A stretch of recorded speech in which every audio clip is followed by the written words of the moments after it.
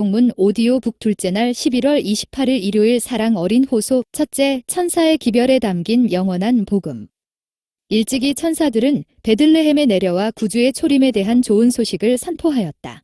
이제 그리스도가 재림하시기 직전에 천사들이 다시 한번 영원한 복음이자 구원의 능력을 선포하고 있다. 사실 새 천사의 기별에서는 복음이 처음과 끝을 장식하고 있다. 영원한 복음이 첫 부분에 언급되어 있고 마지막 부분에는 예수님의 구원 사역에 대한 확신, 다시 말해 믿음으로 말미암는 칭의에 대한 확신이 언급되어 있다. 첫째 천사는 하나님의 최후의 심판이라는 맥락에서 복음을 선포하고, 둘째 천사는 바벨론의 거짓 복음의 붕괴 속에서 영원한 복음의 승리를 선포하며, 셋째 천사는 최후의 심판을 선언한다. 그 심판 때의 악한 세력은 어린 양으로 드러난 하나님의 사랑과 정의를 인정한다. 복음, 사랑, 쟁투 이 기별 전체에서 발견되는 복음에 대한 강조는 모든 믿는 그리스도인 중에서 제7이란 시길의 수재림교인들은 세상에 그리스도를 전파하는 일에 선봉이 되어야 한다는 것을 의미하며, 이것은 무엇보다 중요한 도전이다. 첫째, 천사의 기별에 나타난 복음의 세 가지 특징을 살펴보자. 하나님의 사랑의 영원한 복음은 영원하다. 영원 전부터 하나님의 뜻으로 시작되었고 예수 그리스도를 통해 역사 속에서 나타났기 때문이다. 복음은 영원하다. 그것은 변경할 수 없으며 영속적인 구원의 능력을 지니고 있기 때문이다. 요한계시록에서 복음은 하나님이 예수 그리스도를 통해 우리를 위해 행하신 모든 것, 즉 그리스도의 대속적인 죽음, 부활, 승천, 대관식, 하늘 중보 사역, 자기 백성의 구원과 악인의 심판을 완결하기 위한 영광스런 재림을 아우르고 있다. 요한은 그리스도의 십자가에 나타난 복음의 가장 깊은 곳으로 우리를 인도하고 있다. 우리를 사랑하사 그의 피로 우리 죄에서 우리를 해방하신 예수님께 요한이 영광을 돌리는 요한계시록의 시작 부분에 복음이 처음 등장한다. 모든 피조물의 이해를 뛰어넘는 무언가가 그들을 위해 일어났는데 그것이 바로 복음이다. 이것은 사랑과 피에 관한 것이다. 우리의 죗값을 치르려고 죽음의 계곡을 통과하신 그 하나님에 관한 것이다. 우리를 죄에서 깨끗게 하시는 것이다. 이것은 역사 속에서 드러나는 하나님의 사랑이다. 우리를 사랑하사라는 표현에서 동사가 현재형임을 눈여겨보아야 한다. 그것은 우리를 향한 하나님의 사랑이 계속적으로 임하고 있음을 가리킨다.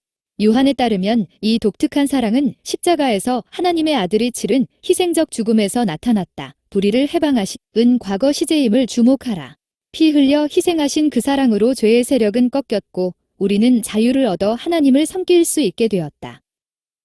어린 양과 복음 어쨌든 요한계시록의 구원 메시지에 담긴 지배적인 모습은 죽임을 당하신 어린 양의 모습이다. 요한계시록에서 그의 첫 등장은 극적이고 강력하다. 하나님께서는 죽임을 당하신 어린 양만이 펼 수 있는 인봉된 책을 손에 들고 그의 위엄 있는 보좌에 앉아 계신다. 천사는 그를 메시아적 칭호인 유다 지파의 사자라고 부르지만 요한이 그 사자를 보려고 돌아보았을 때 그는 어린 양이 서 있는데 죽임을 당한 것 같은 모습을 보았다. 복음이란 사자가 양, 즉 희생양이 되심으로써 하나님의 적들을 물리치신다는 것이다. 그렇다. 여기에 능력과 권세가 있다. 그러나 그것은 죽임을 당한 어린 양의 권세, 즉 십자가에 나타난 하나님의 사랑이라는 능력이다. 보좌 주위에 있는 자들이 어린 양을 볼 때 그들은 그분께 경배하기 위해 엎드려 합당하시도다. 죽임을 당하사 각 족속과 방언과 백성과 나라 가운데에서 사람들을 피로 사서 하나님께 드리시고 라는 찬양을 돌린다. 하나님께서 회개하는 죄인들에게 펼쳐 보이시는 영광스러운 미래를 통해 우리는 다시 한번 피와 구속의 두 가지 근본적인 개념을 동시에 발견한다. 요한계시록 7장 9절에서 15절에서 마지막 때 하나님의 백성은 하나님과 어린 양의 보좌 앞에 서서 그분들을 찬양하고 섬길 준비를 한다. 그들은 하나님과 어린 양 앞에 서 있는데 어린 양의 피에 그 옷을 씻어 희게 하였기 때문이다. 어린 양의 희생은 인간을 구속할 뿐 아니라 인간을 죄에서 깨끗게 한다. 사실 그것은 우리를 죄의 세력에서 구속하여 하나님 앞에서 그분을 섬길 수 있게 해준다.